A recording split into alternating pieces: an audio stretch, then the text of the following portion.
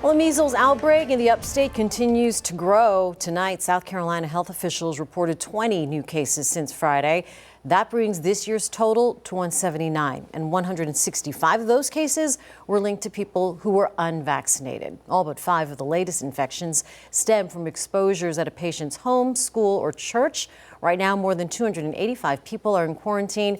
Officials say vaccination remains the best defense, and to contact your health provider if you think you've been exposed. But whooping cough cases continue to soar in the U.S. This year, the country has seen nearly 28,000 cases, marking the second year in a row the U.S. has topped 25,000 cases. It comes as health officials see a drop in vaccination levels. This year, more than a dozen people in the U.S. have died, most of them children under a year old.